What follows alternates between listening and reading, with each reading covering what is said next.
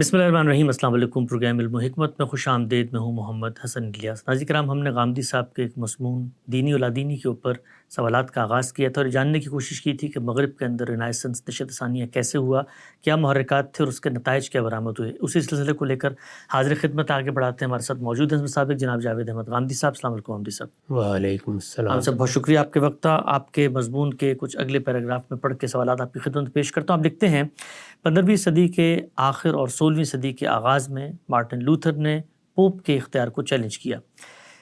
Erasmus kelvin زویلگی نے اس تحریک کو آگے بڑھایا، عوام نے مصلحین کا ساتھ دیا اور یوں پوپ کا اقتدار ہمیشہ کے لیے ختم ہو گیا۔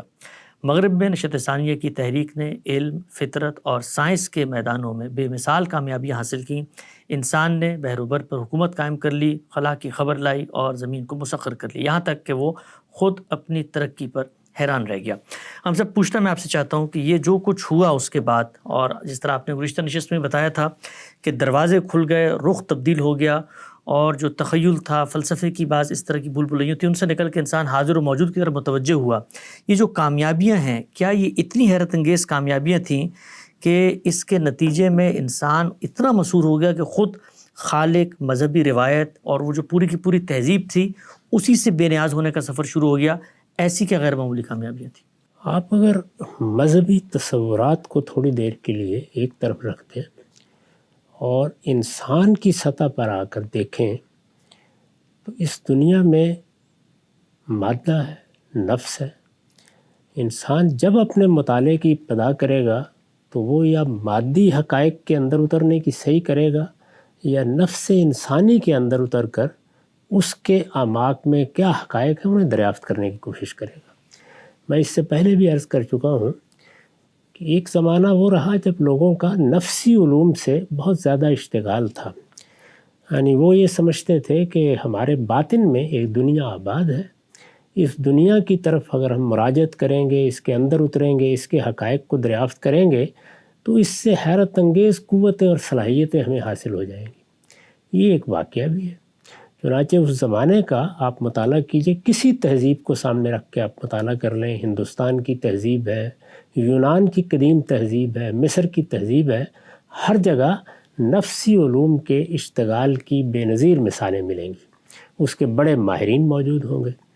یہی صورتحال کم و بیش دور حاضر میں ہم نے دیکھی پچھلے 300، 400، 500 سال اگر آپ کہہ لیں کہ انسان کی ساری توجہات کا مرکز مادی علوم بنے ہیں۔ مادی علوم میں جو کامیابیاں ہوئی ہیں، جو حیرت انگیز انکشافات ہوئے ہیں، جن چیزوں کو دریافت کر لیا گیا ہے، ذرے کے اندر اتر کر اس کا جگر چیر لیا گیا ہے، وہ سب ہمارے سامنے ہے، اس کی تفصیلات بیان کرنے کی ضرورت نہیں ہے۔ اس کے نتیجے میں ایجادات کی بھی ایک پوری دنیا وجود میں آ گئی ہے، اور وہ ایجادات اب انسان کو متحیر کیے ہوئے ہیں، بلکہ پوری طرح اپنے سحر میں لے چکی ہیں، اپنی گرفت میں لے چکی ہیں۔ خواہ نفسی علوم کے نتائج ہوں یا مادی علوم کے نتائج ہوں، یہ سب ہماری اس دنیا سے متعلق ہے۔ یعنی دنیا کیا ہے، دنیا میں کیا چیزیں ہیں، دنیا کو کیسے سمجھنا ہے، اس میں کیا قوانین کار فرما ہے، ان سے ہمیں کیا سہولتیں حاصل ہو سکتی ہیں، ہم اپنی مصیبتوں اور تکلیفوں کا کیا ازالہ کر سکتے ہیں، ہم اپنے مسائل کا کیا علاج ڈھونڈ سکتے ہیں۔ یہ چیزیں ہیں جو انسان کے لیے اس دنیا کی زندگی کی ایک بڑی ضرورت ہے۔ یہ دنیا کی زندگی یہ ہمارے لیے قابل توجہ ہو، اس کو ہم بہتر بنانے کی صحیح کریں، اس میں اپنی سیاست، اپنی معیشت، اپنی معاشرت، ان سب چیزوں کا جائزہ لے کے دیکھیں کہ ہم انسان کے لیے کیا بہتری پیدا کر سکتے ہیں۔ یہ ظاہر ہے کہ ایسی چیز نہیں جس پر کوئی نقد کرے، یہ سب چیزیں انسان کی توجہات کا مرکز ہیں، مرکز بننی چاہیے۔ ان کے رستے میں اگر کوئی چیز رکاوٹ بننے کی صحیح کرے گی تو انسان اس کے خلاف اپنے رد عمل کا اظہار کرے گا۔ کیا مذہب ان کے رستے میں رکاوٹ بنتا ہے؟ یہ میرے نزدیک بنیادی سوال ہے۔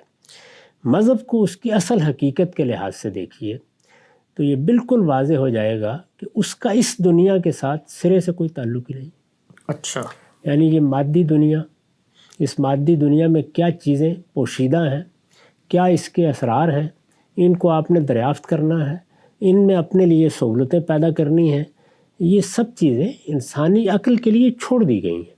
ان میں چونکہ انسانی عقل بجائے خود غیر معمولی صلاحیت رکھتی ہے، تو اللہ تعالیٰ نے، اللہ کے پیغمبروں نے کبھی اس کو موضوع نہیں بنایا۔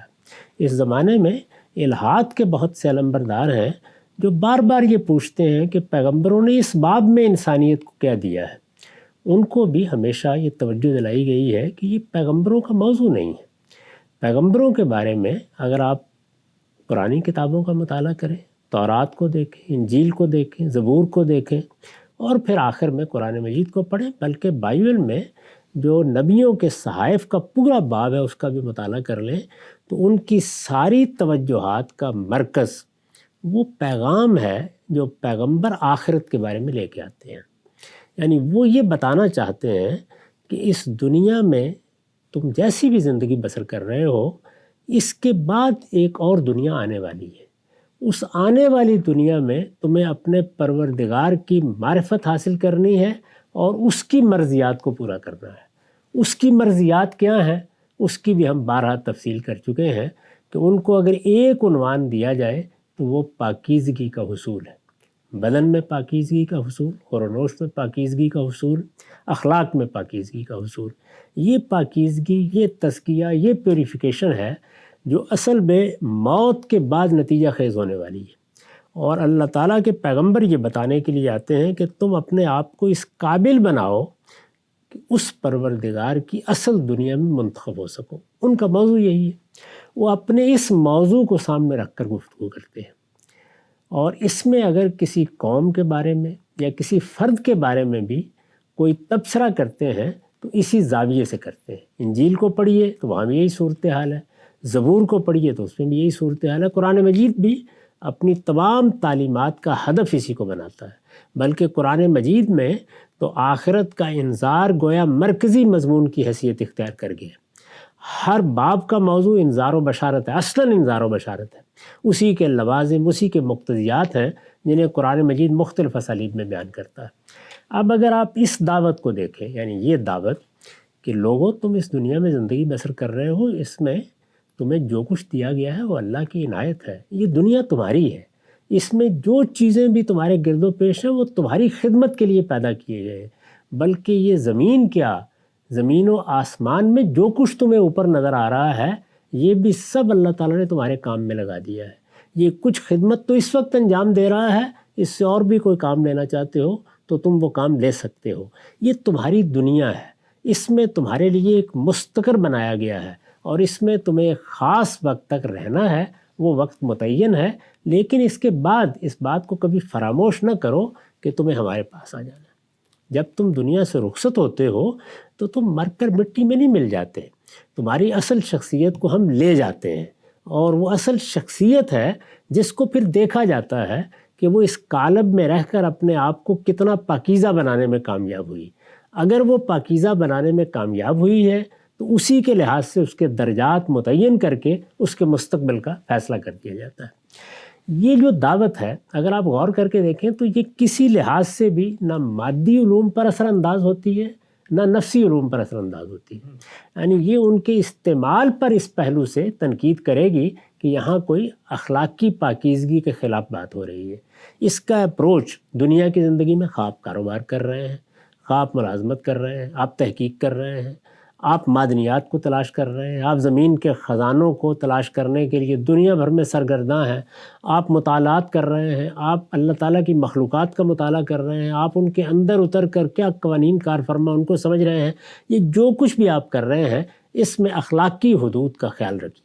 اس کے سوا مذہب کو، مذہبی تعلیم کو، پیغمبروں کو اس سے کوئی دلچسپی نہیں ہوتی۔ اگر آپ اس کو یہاں رکھ کر دیکھیں تو ان میں کوئی تصادم نہیں، کوئی تضاد نہیں ہے، یعنی جہاں کہیں بھی کوئی تضاد پیدا ہوگا وہ اصل میں اخلاقی اصولوں کا تضاد ہوگا، یعنی اخلاقیات کو برتری حاصل رہنی چاہیے، مادی علوم میں بھی اور نفسی علوم میں بھی، مادی اور نفسی علوم کے استعمال میں بھی اور ان سے حاصل ہونے والے فوائد میں بھی۔ اللہ پروردگار عالم کہاں سے مداخلت کر رہے ہیں؟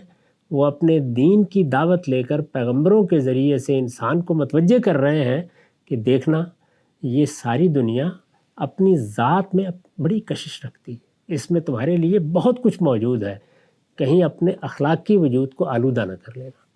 اس کو قرآن مجید نے 10 اسالیب میں بیان کیا ہے۔ اور اس میں ہمیشہ جو طریقہ اختیار کیا وہ یہ ہے کہ انسان اپنے نفس کے اس پہلو کو اپنی توجہات کا مرکز بنائے رکھے. یہاں کوئی تصادم نہیں، کوئی تضاد نہیں، کوئی چیز نہیں. ہوتا کیا ہے؟ ہوتا یہ ہے کہ ان علوم کے بارے میں بعض موقعوں پر مذہبی لوگ ایک رائے قائم کر لیتے ہیں. یعنی وہ مذہبی لوگ جو رائے قائم کرتے ہیں اس میں قرآن مجید کا، زبور کا، انجیل کا، تورات کا دخل نہیں ہوتا. وہ بعض اوقات جو اپنے فلسفیانہ تصورات قائم کیے جاتے ہیں ان کے لحاظ سے قائم کی جاتی ہے، اور جب وہ قائم کر لی جاتی ہے تو ایسا ہوتا ہے کہ وہ مقدس ہو جاتی ہے. مذہبی لوگوں نے بھی اس کو قبول کر لیا ہے. میں نے ایک موقع پر گفتگو کرتے ہوئے بتایا تھا کہ جب ہم ابتداً مطالعہ کرتے ہیں تو معلوم ہوتا ہے کہ مسیحیت پر بھی زیادہ اثرات افلاطون کے، لیکن بتدریج رخ ارسطو کی طرف مڑنا شروع ہو گیا. اب افلاطون کا جہاں تک تعلق ہے، اس نے بھی ظاہر ہے کہ اس دنیا کو سمجھنے کی صحیح کی ہے، اس کی صحیح فلسفیانہ نوعیت کی ہے. یعنی اس دنیا میں کار فرما حقائق کیا کوئی ماورا سے تعلق رکھتے ہیں، ان کی کوئی حقیقت ہے، اس کا موضوع یہ چیزیں ہیں. اس سے اس نے بعض تصورات قائم کیے ہیں. جو تصورات اس نے قائم کیے ہیں وہ تصورات مذہبی لوگوں نے بھی اختیار کر لیے. یعنی انہوں نے جب یہ دیکھا کہ وہ مذہبی حقائق کو جب بیان کرنا چاہتے ہیں تو ان مذہبی حقائق کو سمجھانے میں ان چیزوں سے مدد ملتی ہے، ہم آہنگی پیدا ہو جاتی ہے، ان میں ایک ہم آہنگی پیدا ہو جاتی ہے. یعنی انسان یہ دیکھتا ہے کہ اچھا اگر پیغمبروں نے فلاں بات کہی ہے تو یہ بڑا فلسفی بھی یہی بات کہہ رہا ہے، یہ بھی چیزوں کو ایسے ہی دیکھ رہا ہے. بلکہ بعض موقعوں پر مذہبی لوگوں کو یہ محسوس ہوتا ہے کہ فلسفیوں نے گویا ان کے لیے بڑی آسانی پیدا کر دی ہے. انہوں نے ذات باری کا کیا تصور ہے، کائنات کا کیا تصور ہے، ان کا باہمی ربط کیا ہے، ان کو اس طریقے سے بیان کر دیا ہے. لوگ ان سے متاثر ہو رہے ہیں، اور جب مذہبی حقائق بھی اس طریقے سے سمجھائے جا سکتے ہیں تو وہی منطق، وہی اسلوب، وہی صغرا کبرا مستعار لے کے ہم بھی کام لے سکتے ہیں. تو یہ چیز اختیار کر لی جاتی ہے. یہی معاملہ ظاہر ہے کہ پھر سائنسی حقائق کے بارے میں بھی متوقع ہوتا ہے. اس زمانے میں دیکھا ہوگا آپ نے کہ بہت سے لوگ ہیں جنہوں نے بعض تفسیریں لکھی، بہت سے ایسے لوگ ہیں کہ جو باقاعدہ تصنیفات لے کر میدان میں آ گئے کہ جو سائنسی چیزیں دریافت ہوئی ہیں یہ سب کی سب قرآن میں بیان ہوئی ہیں، یا ان کے مبادی قرآن میں بیان ہو چکے ہیں، یا دیکھیے فلاں آیت میں یہ بات بیان کی گئی، یا فلاں میں یہ بیان کی گئی. اور اس میں لوگوں نے ایجادات تک کے ماخذ بعض آیات میں تلاش کرنے شروع کر دیے. یہ انسان کے ساتھ ایک المیہ ہوتا ہے. یعنی وہ کرتا کیا ہے؟ وہ کرتا یہ ہے کہ وہ علوم جن کا تعلق عقلیات سے ہے، وہ علوم جو انسان کے سپرد کر دیے گئے ہیں، وہ علوم جن میں انسان یا تو اپنے تخیل کے زور پر، یا عقلی استدلال کے بلبوتے پر، یا اپنی تحقیقات کے ذریعے سے نئے حقائق دریافت کرتا ہے. وہ حقائق کبھی ثابت ہوتے ہیں اور کبھی وہ حقائق رد ہو جاتے ہیں. یہ ایک عمل ہے جو فلسفے کی سطح پر بھی جاری رہتا ہے اور اسی طریقے سے سائنس کی سطح پر بھی جاری رہتا ہے. اس کو بالعموم لوگ بیان بھی کر رہے ہوتے ہیں، وہ پڑھے اور پڑھائے بھی جا رہے ہوتے ہیں، لیکن اگر اس کو مذہبی لوگ اختیار کر لیں اور مذہب کی فضا میں وہ مذہبی آہنگ بھی پیدا کر لیں، مذہبی تعلیمات کے ساتھ وابستہ ہو کر ان کی شرح و وضاحت بھی بن جائے، تو اس کا ایک لازمی نتیجہ یہ نکلتا ہے کہ پھر جب ان پر زد پڑتی ہے تو رد عمل ہونا شروع ہو جاتا ہے. یعنی اس میں مذہبی لوگ یہ خیال کرتے ہیں کہ یہ گویا مذہب کو رد کیا جا رہا ہے، اس کو چیلنج درپیش ہو. اور جو لوگ ان علوم کے میدان میں کھڑے ہوتے ہیں وہ یہ محسوس کرتے ہیں کہ دنیا میں کچھ تبدیلی آ رہی ہے، حقائق تبدیل ہو رہے ہیں، وہ جو بات کہی گئی تھی وہ ثابت نہیں ہو رہی، یا تجربے نے، مشاہدے نے اس سے کوئی مختلف صورت پیدا کر دی ہے، تو وہ چاہتے ہیں کہ اس جانب جائیں.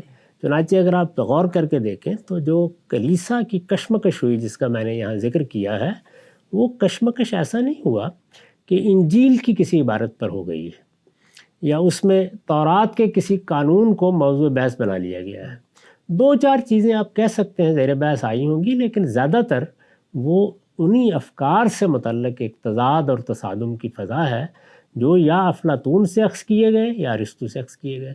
اور پھر اس کے بعد ظاہر ہے کہ نئے لوگ پیدا ہوئے، انہوں نے اس میں اضافے کیے، انہوں نے نئی دنیایں اس میں دریافت کیں.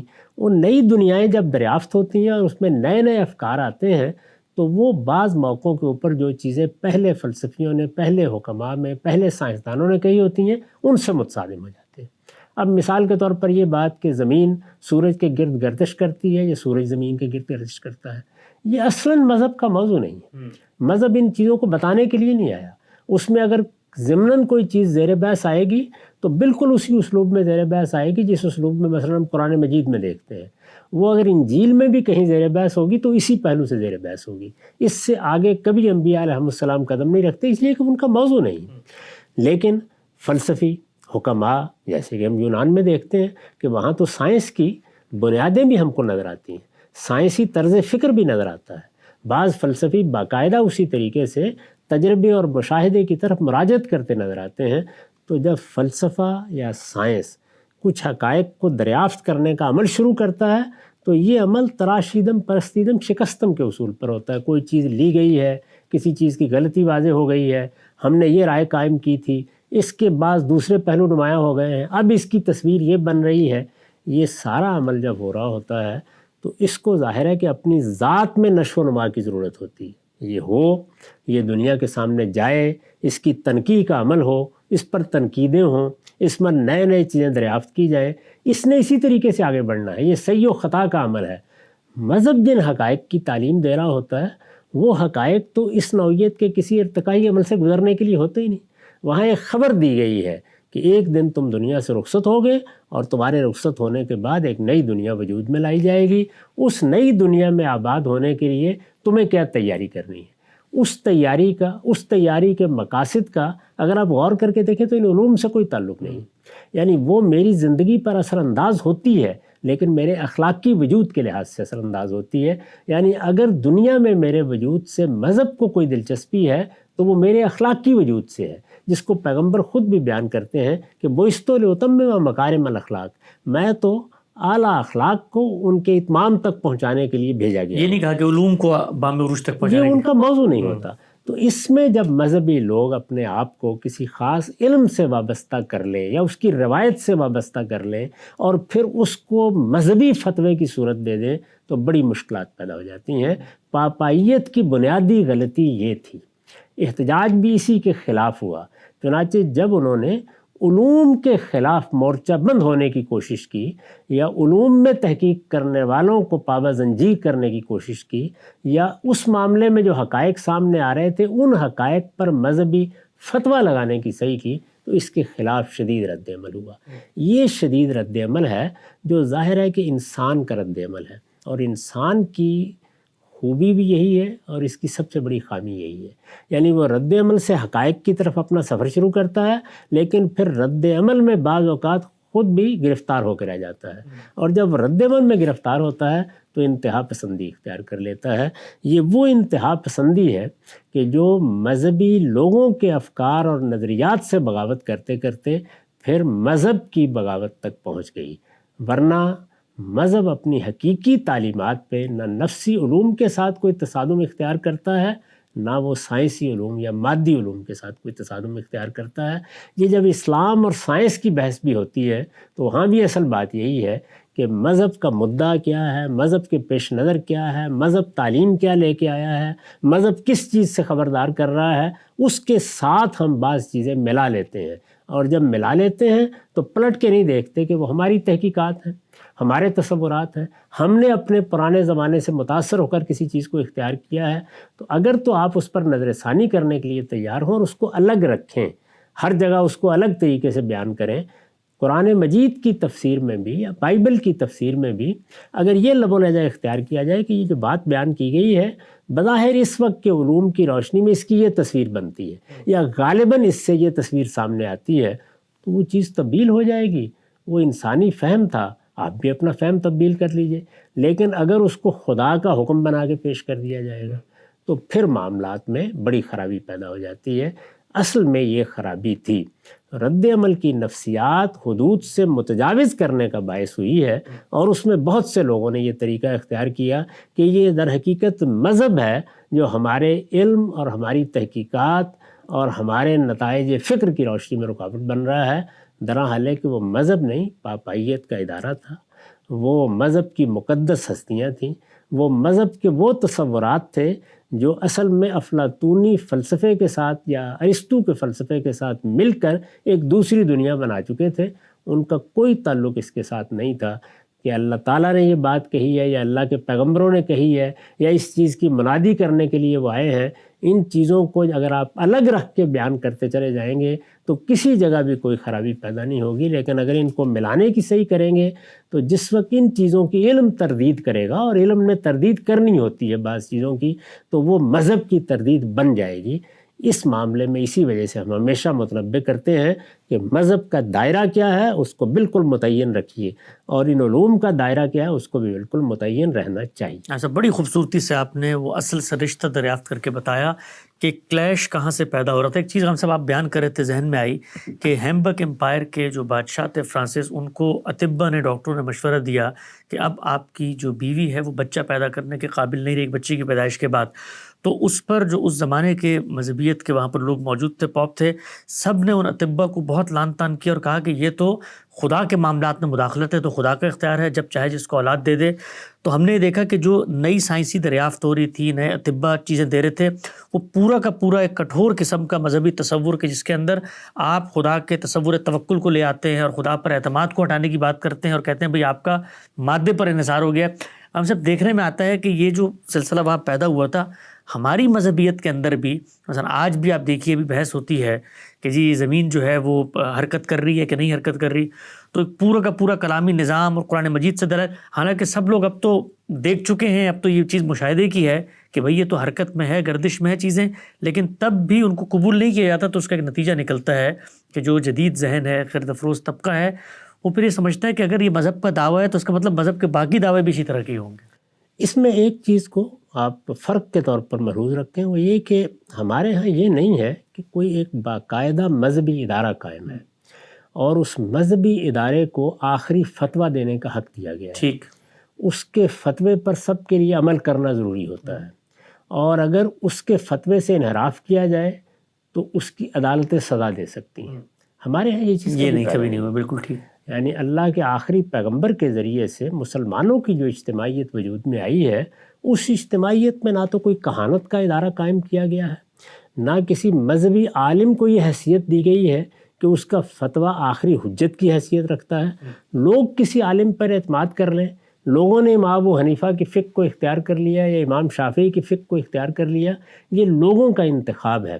خود مذہب نے ان میں سے کسی کو امامت کے منصب پر فائز نہیں کیا، مذہب نے ان میں سے کسی کو کوئی اختیار نہیں دیا، اور رہ گئی یہ بات کہ کسی کو کوئی رائے قائم کرنے پر پرسیکیوشن کا یا مذہبی جبر کا نشانہ بنایا جائے، تو اس کے لیے بھی کوئی اس نوعیت کی عدالت، مذہبی نوعیت کی عدالت کبھی قائم نہیں رہی۔ یعنی ہمارے ہاں اگر کبھی حدود سے تجاوز بھی کیا گیا ہے تو مذہبی لوگوں کو سیاسی قیادت کے پاس جانا پڑا ہے، سیاسی قیادت ہی کو اپنے نقطہ نظر کا قائل کرنا پڑا ہے۔ سیاسی قیادت اگر کبھی ان کے اثر و رسوخ میں آ کر کوئی اقدام کر بیٹھتی ہے تو اس سے کوئی ظلم وجود میں آیا ہے یا اس سے مذہبی جبر کا کوئی نمونہ ہم دیکھتے ہیں۔ جیسے کہ مثال کے طور پر معتزلہ نے جب لوگوں پر غلبہ حاصل کر لیا تو انہوں نے بعض ائمہ محدثین کو بہت حد تک ستم کا نشانہ بنایا۔ یہ سب چیزیں جتنی ہیں وہ اصل میں پھر سیاسی قیادت کے ذریعے سے کی گئی۔ مذہبی قیادت اپنا الگ وجود رکھتی ہے، مذہبی قیادت کا اپنا ایک نظام ہے، مذہبی قیادت اپنے طریقے پر لوگوں پر جبر کر سکتی ہے، اپنی بات منوا سکتی ہے۔ یہ ہمارے ہاں نہیں ہوا۔ ہمارے ہاں جب نہیں ہوا تو اس طرح کی چیزیں جن کی آپ نے مثال دی ہے وہ پھر انفرادی آراء ہوتی ہیں۔ ان انفرادی آراء کی خود مذہبی علماء میں سے بعض لوگ تردید کر رہے ہوتے ہیں، اس سے کوئی اثر نہیں پڑتا۔ اور ہمارے ہاں یہ ہندوستان میں آپ دیکھیں کہ پچھلے 200 سال میں جب مذہبی علماء میں سے بعض لوگوں نے اس طرح کی باتیں بیان کیں یا ان پر کچھ کتابیں لکھیں یا ان کی طرف سے تصنیفات سامنے آئیں تو خود مذہبی حلقوں میں ایسے لوگ پیدا ہو گئے جنہوں نے ان کی تردید کر ڈالی۔ یعنی یہاں صورتحال یہ بنی ہی نہیں ہے کہ ایک مذہبی فتویٰ سامنے آ گیا ہے جس کے سامنے اب سب کو سر تسلیم خم کرنا ہے۔ اس کے کچھ اگر اثرات ہیں تو ہمارے ہاں اہل تشیع میں موجود رہے ہیں۔ ان کے ہاں بھی صورتحال یہ ہے کہ ہر دور میں ان کے مجتہدین اور ان کے جو کچھ بھی مراجع ہیں وہ تبدیل بھی ہو جاتے ہیں، تو اس لیے اس نوعیت کی چیز پیدا ہی نہیں ہو سکی جو ایک باقاعدہ کلیسائی نظام نے وہاں پیدا کر دی ہے، پاپائیت نے پیدا کر دی تھی۔ تو یہاں یہ چیزیں خود مذہبی دائرے میں، مذہبی علوم میں، مذہبی علماء کے اپنے نقد و نظر کے نتیجے میں تحلیل ہوتی رہتی ہیں۔ اور اس وقت بھی آپ دیکھ سکتے ہیں کہ اس طرح کی کوئی بات کہی جاتی ہے تو خود اکابر مذہبی علماء میں سے لوگ اٹھتے ہیں اور وہ اٹھ کر اس کی غلطی واضح کر دیتے ہیں. تو میرے نزدیک ان دونوں چیزوں میں سرے سے کوئی تقابل کیا ہی نہیں جا سکتا. وہ ایک باقاعدہ ادارہ تھا، اس کے پاس فتویٰ دینے، قضاء کا فیصلہ کرنے کا پورا اختیار تھا. اس نے اپنے اس اختیار کو بارہا استعمال کیا، اس کے نتیجے میں رد عمل پیدا ہوا. یہاں صورتحال بالکل برعکس ہے. جس طرح کے واقعات بالعموم بیان کیے جاتے ہیں وہ چند واقعات ہیں اول، اور دوسرے یہ کہ ان واقعات میں بھی مذہبی قیادت کو بہرحال سیاسی قیادت کو اپنے نقطہ نظر کا قائل کرنا پڑا ہے، یا اس کے زیر اثر آ کر کوئی اقدام ادھر کی طرف سے ہوا ہے. ورنہ ایک ادارے کے طور پر مذہب یا مذہبی قیادت کبھی بھی علم کے راستے میں رکاوٹ نہیں بنی. نقطہ بالکل واضح ہو گیا. اچھا، ہم سے جو پچھلی بات آپ نے فرمائی تھی وہ بہت اہم بات ہے. ہم یہ دیکھتے ہیں کہ یہ تصادم آج خود ہمارے یہاں بھی فکر کی سطح پر نظر آتا ہے. وہ یہ کہ مذہب کا دائرہ کیا ہے، اور مذہب جس وقت ایک ہدف، ایک مقصد، ایک نصب العین طے کرتا ہے تو اسی کی رعایت سے گفتگو بھی کرتا ہے، دعوے بھی کرتا ہے، توجہ بھی دلاتا ہے، آفاق و انفس کی نشانیاں بھی زیر بحث آتی ہیں. گزشتہ دنوں ایک پروگرام میں آپ نے گفتگو کرتے ہوئے اس جانب توجہ دلائی کہ نظریہ ارتقاء کے حوالے سے غام صاحب سے پوچھا گیا تو آپ نے فرمایا کہ یہ اصلاً سائنس کا موضوع ہے. اس پر سائنس کے اندر جو نئی نئی انکشافات یا تحقیقات ہو رہی ہیں، انسان کو اس کا مطالعہ کرتے رہنا چاہیے. لیکن چونکہ یہ نظریہ کہیں نہ کہیں جا کر سائنس کے ہاں پر جو موجودہ اس کے قیاسات ہیں، جو بھی نتائج ہیں، مذہب کی کسی تعبیر سے اگر ٹکراتا ہوا نظر آ جائے، جیسے کہ مثال کے طور پر مذہب آپ کی رائے کے مطابق بھی ایک تصور پیش کرتا ہے، وہ تصویر کا ہے، تو کہیں نہ کہیں تو یہ بحث باہر کیف پیدا ہوگی نا. علم کی سطح پر پیدا ہوگی. مثال کے طور پر میں نے سورہ سجدہ کی آیات کی ایک شرح کی ہے، بعض دوسرے لوگ بھی کرتے ہیں، وہ میرا فہم ہے، میں نے اس کو بیان کر دیا. میں اگر اپنے فہم کے طور پر اس کو پیش کر رہا ہوں تو اس کے مقابل میں جب بھی علم کی تصریحات آئیں گی تو وہ اگر میری رائے غلط ہے تو اس کی تردید کر دیں گے، اور خود اہل علم آگے بڑھ کر اس کی تردید کر دیں گے. اس سے کوئی فرق واقع نہیں ہوتا. میں پھر عرض کر دوں کہ جب علم کی روایت آزادی کے ساتھ اپنا کام کر رہی ہے، میں ایک نقطہ نظر بیان کر رہا ہوں تو ایک نقطہ نظر ہے، ایک سائنسدان نے ایک تحقیق کی ہے تو ایک دوسرا نقطہ نظر ہے. اسی طرح سے ان نقطہ نظر کے مابین کوئی بحث ہو رہی ہے تو یہ بحث علم کے انداز میں ہو رہی ہے، استدلال سے ہو رہی ہے. اس کو اگر کوئی ایک گروہ تحکم کا ذریعہ بنائے گا، اس کو اگر قانون کی طاقت سے منوانے کی صحیح کرے گا، اس کو اگر دوسروں کے لیے مسئلہ بنا دے گا تو پھر وہی خرابی پیدا ہو جائے گی جو پاپائیت کے ادارے نے پیدا کر دی تھی. ایک بنیادی حقیقت اگر مان لی جائے کہ مذہبی متون کا فہم انسانی عمل ہے، میں سمجھوں گا، آپ سمجھیں گے، کوئی دوسرا سمجھے گا، اس میں بھی انسانی کھڑا ہے. اور فطرت کا اگر مطالعہ کیا جا رہا ہے، خواہ وہ نفس کی سطح پر کیا جا رہا ہے یا مادے کی سطح پر، وہ بھی انسانی عمل ہی ہے. اس میں بھی بہرحال غلطی ہو سکتی ہے، اور غلطی ہوگی تو آنے والے دور میں اس کی اصلاح بھی ہو جائے گی. یہاں بھی یہی صورتحال ہے. ہم میں سے کبھی کسی نے یہ دعویٰ نہیں کیا کہ میں نے قرآن مجید کو جس طرح سمجھ لیا ہے یہ حرف آخر ہے. یہ دعویٰ نہ صاحب کشاف نے کیا، نہ رازی نے کیا، نہ ابن کثیر نے کیا، نہ دور حاضر کے کسی عالم نے کیا ہے، نہ ہم جیسے طالب علم اس کا کوئی تصور کر سکتے ہیں. اپنی بات کہہ رہے ہیں. یہ بالکل دیکھیے دو مطالعات کے موضوع ہیں. ایک میں اللہ کی کتاب کا مطالعہ کیا جا رہا ہے، وہ بھی انسانی کر رہا ہے. دوسرے میں فطرت کے مظاہر کا مطالعہ کیا جا رہا ہے، وہ بھی انسانی کر رہا ہے. ادھر بھی انسانی عمل صحیح و خطا کے مراحل سے گزر رہا ہے، ادھر بھی انسانی عمل صحیح و خطا کے مراحل سے گزر رہا ہے. تو اس سطح پر یہ دونوں ایک ہی جگہ پر کھڑے ہیں. یعنی اس طرح نہیں ہے کہ خدا کے مقابلے میں انسان کھڑا ہو گیا ہے. ادھر انسان کا فہم ہے، ادھر بھی انسان کا فہم ہے. ادھر ایک کتاب کا مطالعہ ہے، ادھر فطرت کا مطالعہ ہے. تو مطالعات کے مابین ہم آہنگی بھی پیدا ہوتی رہتی ہے، اور بعض موقعوں پر تصادم بھی ہو جاتا ہے. یہ تصادم کبھی فساد کا باعث نہیں بنتا اگر ہم اس کو علم کی سطح پر جاری رکھیں. علم کی سطح پر کسی چیز کو جاری رکھنے کا مطلب یہ ہے کہ آپ نہ تو دوسرے کی نیت پر حملہ کریں، نہ اس کے محرکات طے کرنے کی کوشش کریں، نہ اس پر طرح طرح کے متائن کی بارش کر دیں. آپ ہر حال میں اس کے استدلال کا تجزیہ کریں، اس کی غلطی واضح کرتے رہیں. وہ تعبیر کر رہا ہے، وہ تعبیر خواہ فطرت کی تعبیر ہے یا وہ اللہ کی کتاب کی تعبیر ہے، دونوں صورتوں میں انسان اپنا علم بڑھا رہا ہے. تو انسان کے علم کو انسانی سطح پر رکھیں گے تو اس طرح کا کوئی فساد پیدا نہیں ہوگا. فساد پیدا ہی اس وقت ہوتا ہے جب آپ انسان کی سطح سے اوپر اٹھ کے کلام کرنا شروع کر دیتے ہیں. یہی غلطی اصل میں پاپائیت کے ادارے نے کی تھی.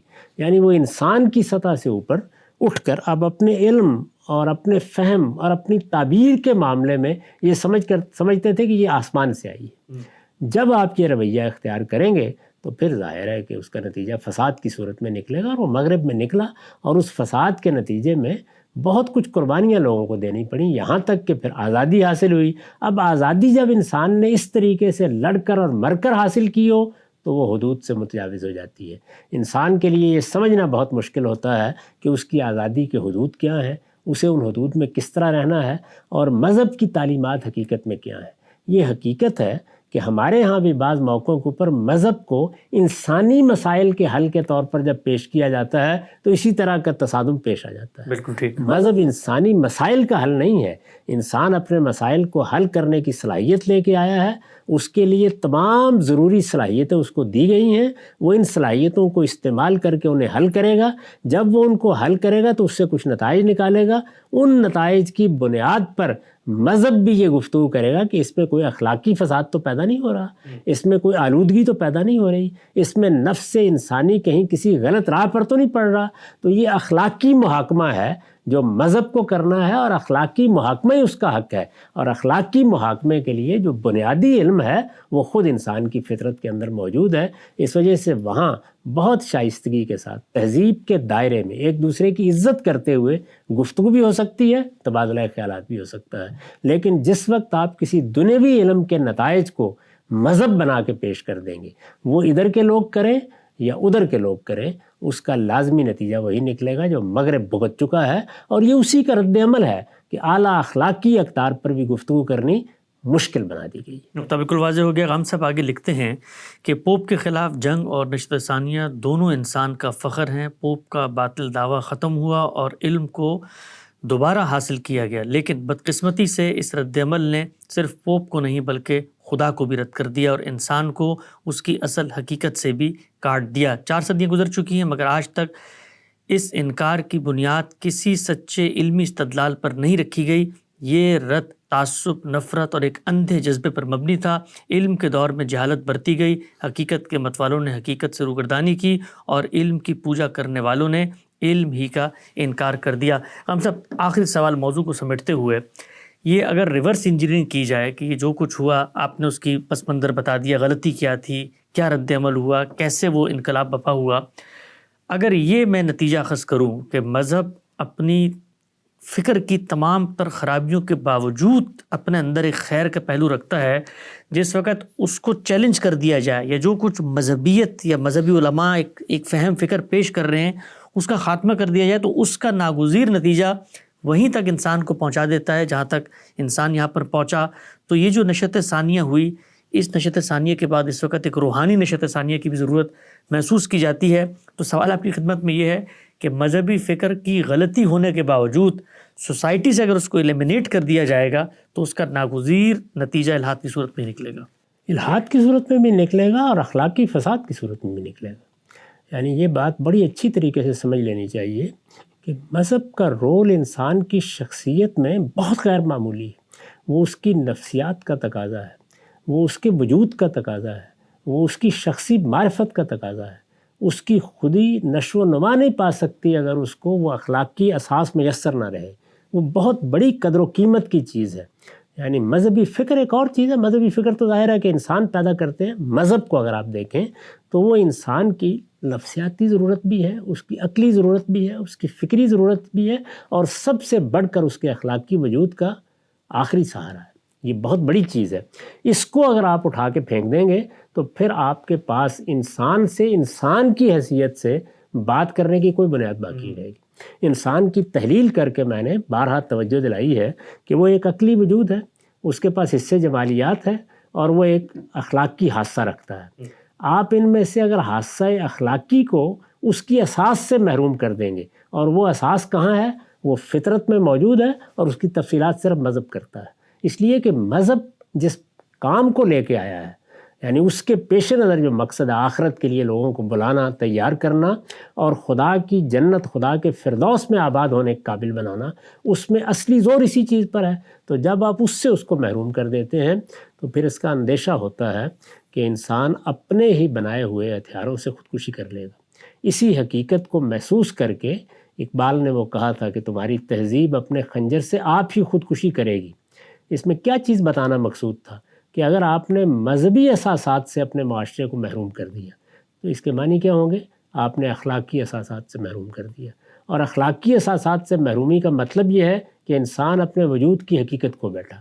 اب وہ حقیقت کھو بیٹھا تو یہ تو قالب کی ضرورتیں تھیں، مادی علوم اور نفسی علوم، تو یہ قالب کی ضرورتیں پوری کرتے کرتے اگر انسان ہی اپنے باطن میں مر گیا تو پھر باقی کیا رہ جائے گا؟ بالکل نقطہ نظر واضح ہو گیا۔ عام صاحب سے ہم نے استفادہ کیا کہ یورپ کے اندر جو نشت ثانیہ ہوا، رینیسنس ہوئی، پوپ کی کلیسا کی حکومت کا خاتمہ ہوا، اس کے کیا اسباب وجود علل تھے اور ان میں ہمارے لیے کیا اسباق ہیں۔ گفتگو کے ایک نئے موضوع کے ساتھ دوبارہ حاضر خدمت ہوں گے۔ وقت یہاں پہ ختم ہوتا ہے، اب تک آپ کو بہت شکریہ۔